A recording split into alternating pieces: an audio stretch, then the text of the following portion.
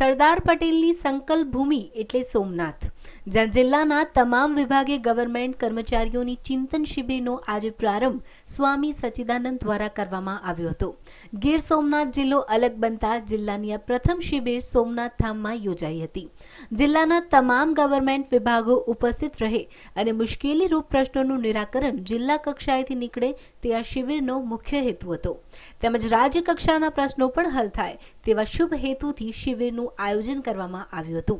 સરદાર પટેલને યાદ કરતા સ્વામી સચ્ચિદાનંદજીએ અધિકારીઓને ચાણક્યની નીતિથી કામ કરવા માટેની પ્રેરણા આપી હતી। સામ દામ દંડ ભેદની નીતિથી લોકહિતના કાર્યો કરવા તેઓએ અધિકારીઓને જણાવ્યું હતું।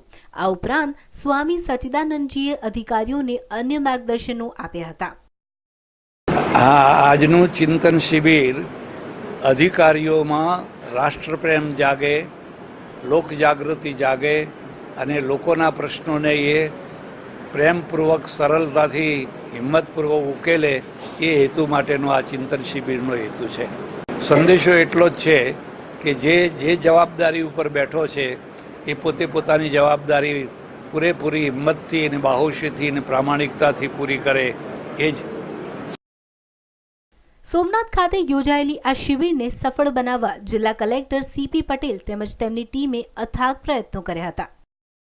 માનનીય મુખ્યમંત્રીશ્રીની એક પરિકલ્પના છે કે જિલ્લાની ટીમ તમામ અધિકારીઓ ભેગા થઈ એક ટીમ તરીકે કામ કરે અને જિલ્લાને લગતા પ્રશ્નો હોય, જિલ્લાના વિકાસ માટે શું કરી શકાય એનું ચિંતન કરે અને પોતાના સ્વાસ્થ્ય માટે પણ શું કરવું જોઈએ એ અંગે એક આખો કાર્યક્રમ બનાવવામાં આવ્યો છે, જેમાં એમને પ્રાથમિક યોગ શિક્ષણ, પ્રાણાયામ અને સ્વાસ્થ્ય માટે જે જરૂરી છે, એમને જે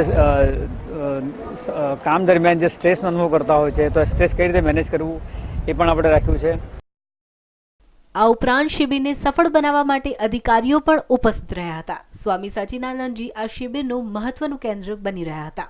bureau report, news online, Gir Somnath.